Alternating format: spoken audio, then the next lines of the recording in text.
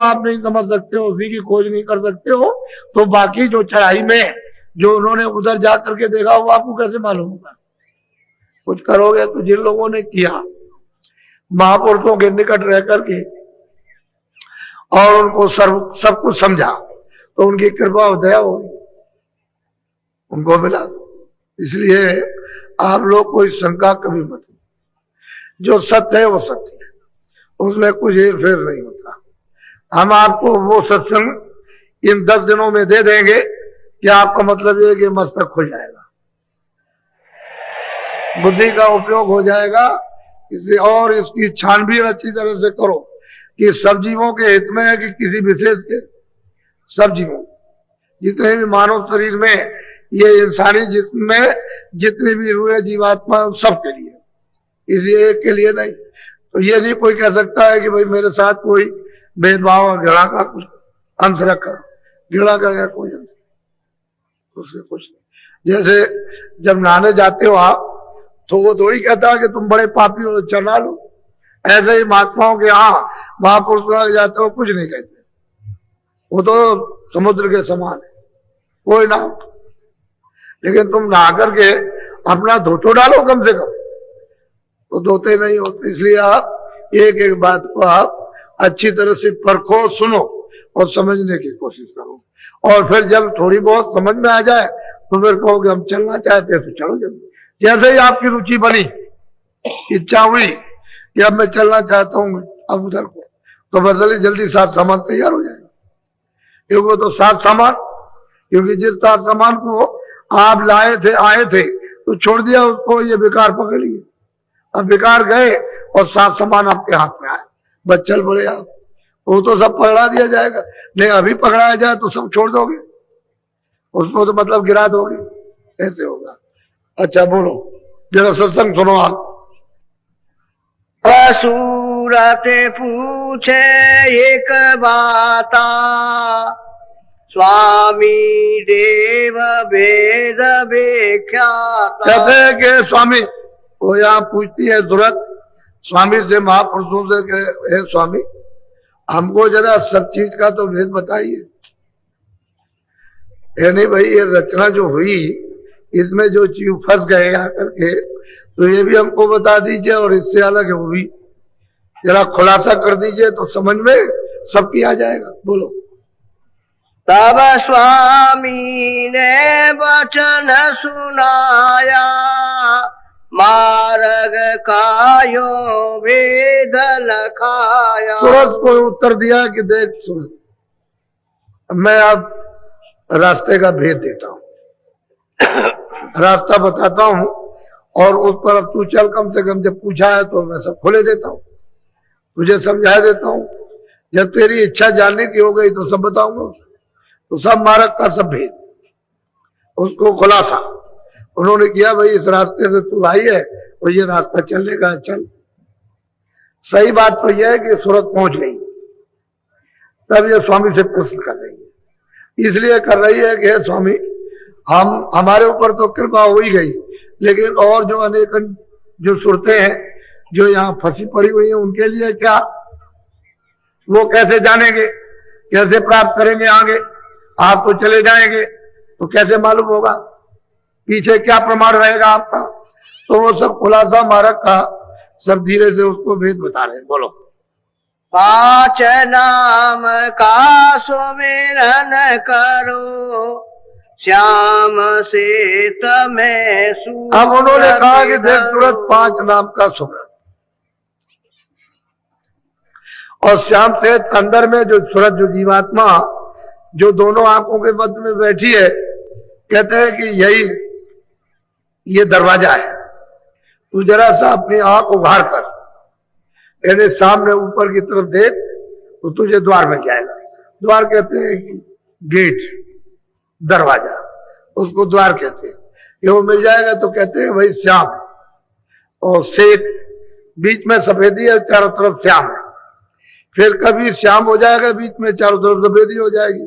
कहते हैं श्याम श्वेत में तू अपनी दृष्टि को जमा करके रख, हिले डुले नहीं। 5 नाम का स्मरण करो, श्याम श्वेत में प्रथम सूरत धरो, एकाग्र करो, यानी कंसंट्रेशन करो। अंदर तो तेरे आंख है ही, उसको तो लेकर के तू बैठी हुई है, तो जरा सा तू ऊपर की तरफ देख, तेरी आंख खुल जाएगी। बोलो।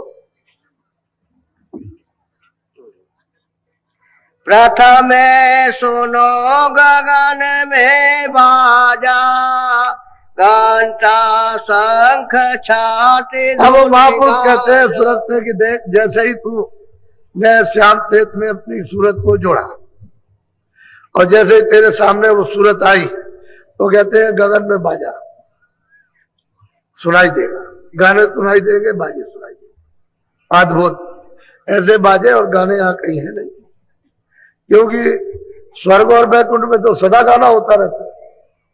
वहां तो बीड़ा हमेशा बजता रहता है, नृत्य होता रहता है।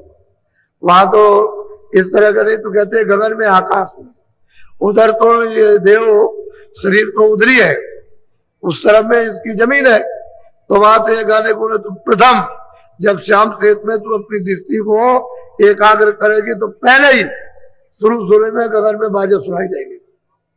कहते हो बाजे कैसे है, वो बता रहे किस तरह के सुनाई देंगे। बोलो। सहस कमल दल ज्योति लखाई, बांकनाल में जाई समाई। कहते हैं कि सह दल कमल वो स्थान है जिस पर निरंजन भगवान ईश्वर बैठे हुए।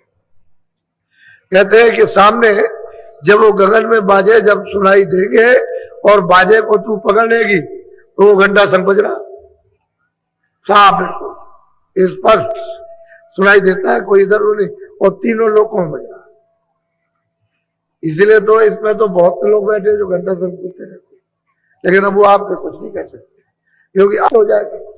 अभी कुछ नहीं कह सकते, जब तक साधक है तब तक वो कुछ नहीं बताएंगे, सिद्ध हो जाएगा तो कुछ भी कह देंगे, फिर वो बंद नहीं होगा।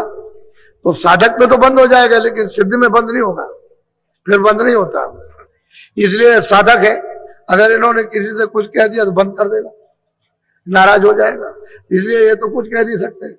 अगर ये सुनते नहीं तो यहाँ इस मैदान में आते, कोई बात तो जरूर है, कोई ऐसा राज, ऐसा रहस्य, कोई ऐसी बड़ी चीज है जो मतलब ये कि इस समय पर देखो ये। तो कहते हैं प्रथम घंटा संग, जैसे ही तुम सुनोगे उसको घंटे संग की आवाज को, शहद कवल में कहते हैं ज्योत जल रही, जगमग जगमग जगमग हो रही, और कितनी सुंदर ज्योत है। बड़े बड़े ऋषि मुनि योगी तपस्वी कहते हैं उस पर कुर्बान हो गए, ऐसी वो सुंदर है। वो छोटा मोटा सुंदर रूप नहीं है, कितने वहां गलतान हो गए, आगे जाने की इच्छा खत्म हो गई उनकी, उधर जा नहीं सकते हैं, ऐसी मोहनी मूर्त है। तो कहते हैं शहद दल कमल। गोस्वामी महाराज उसी को रामायण में कहते हैं कि मुंदेव नैन तुलसित में भयो, पुन चितवत कौशलपुर गए।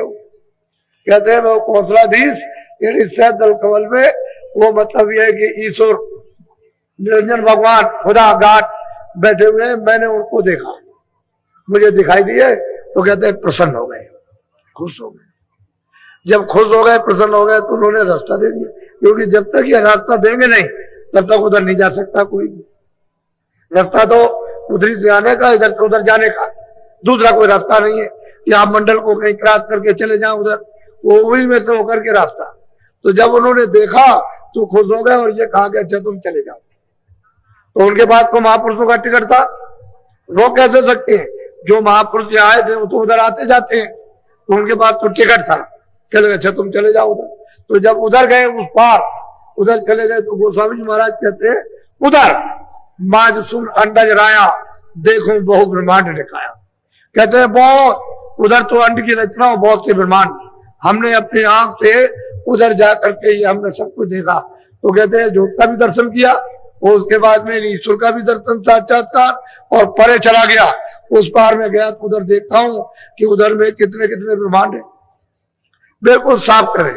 महापुरुष भी कहते हैं यही बात कि भाई तुम ऐसा करो कि जिस तरह से मतलब प्रथम सुनो गगन में बाजा, घंटा नाद सुन साजा, घंटे और शंख की आवाज को पकड़ करके साध लो, यानी उसको ऐसा पकड़ो कि उसमें रम जाओ। ले हो जाओ, बस जैसे ही ले होगे फट खींच लेगी।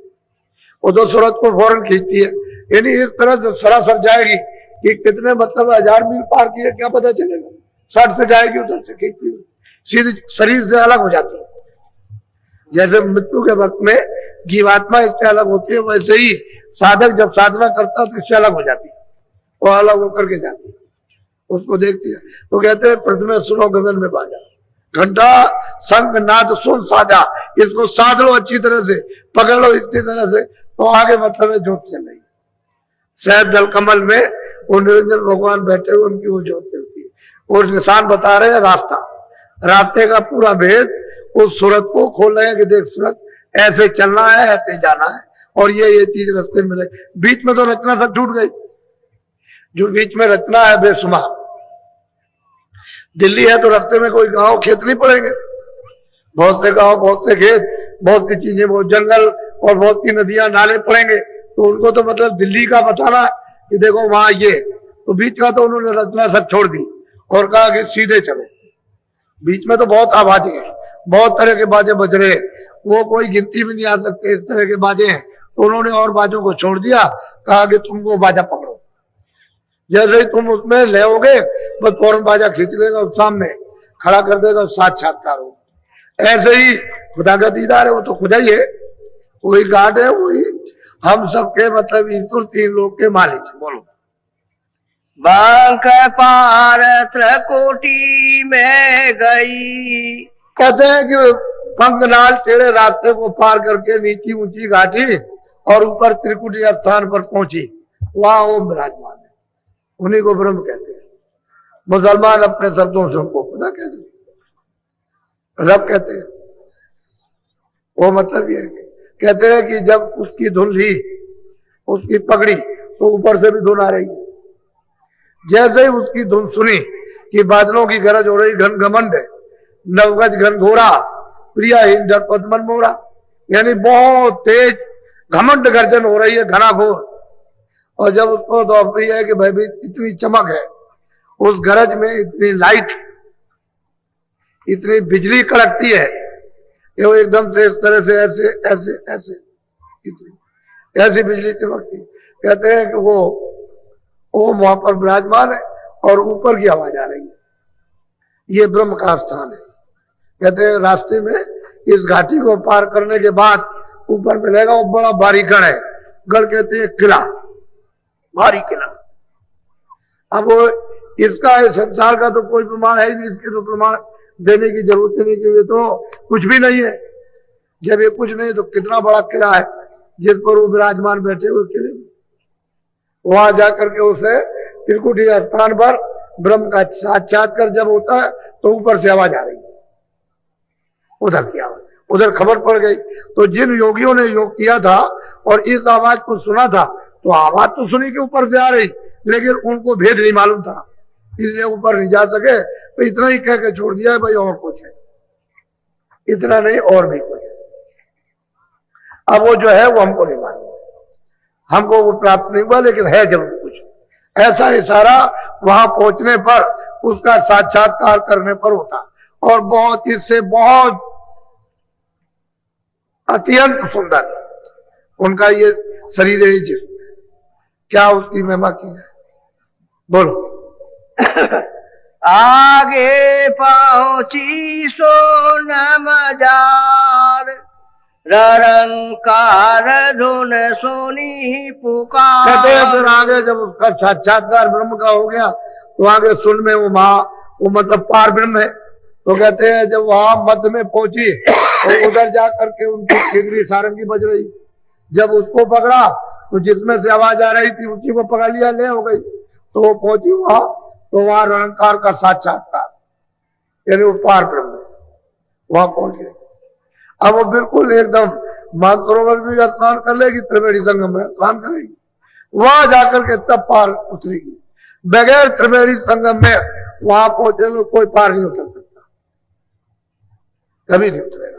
तो मतलब ये है कि कहते हैं वहां अब निशान बता रहे, बीच की सब रचना छोड़ दी, कितनी रचना है, कितने मंडल है उनके, उसको सबको छोड़ दिया, सीधा उन्होंने लिया कि बीच में कोई फंसे नहीं, इस तरह से चल तो ये कहते हैं चल मैं भी मिलूंगा, उन्हीं मंडलों पर मैं भी मिलूंगा, मैं तेरे साथ रहूंगा। तो मिलती है, हर मंडल में मिलेंगे, जिधर वो चलेगी चल के जाएगी उधर बताएंगे इधर चल उधर। नहीं किसी मंडल में अगर रुक गई तो तमाशा देखती रह जाएगी, उसको छोड़ नहीं सकती, ऐसे तमाशे हो रहे। तो कहते हैं ये कुछ नहीं, आगे चल। वही बताते हैं कि आगे चल या कुछ भी नहीं। तो गुरु का पूरा रूप, जिस रूप में यहाँ दर्शन देते हैं मनुष्य शरीर में, वो रूप सब जगह मिलता जाएगा, लेकिन वो हाड़ मास का नहीं होगा, वो हाड़ मास का नहीं है, पंचभौतिक शरीर ये नहीं होगा, वो होगा नूरानी, लेकिन शकल उसकी यही होगी, वो दिखाई देता जाएगा। क्योंकि जब आप यहाँ उसको पहचान लोगे और वहां नहीं मिलेगा तो फिर आप अपना कैसे समझोगे कि भाई मैंने लोग में इनसे रास्ता लिया और मतलब ये अगर कोई और मिल गया। क्योंकि कभी कभी ऐसा होता है कि उधर जा रहे हो तो काल ने गुरु का रूप धारण कर लिया, तो वो बताएंगे कि भाई ये रूप नहीं है, तुमको भटकाने के लिए, रोकने के लिए धारण कर लिया, ये गुरु का रूप नहीं, उसकी पहचान है। तो साधक उसको पहचान लेता है, ये गुरु का रूप नहीं है, फिर याद करता तो मिल जाती उसको उसी मंडल पर, वहीं मिलेंगे जहां जाएगा। बोलो केंगरी और सा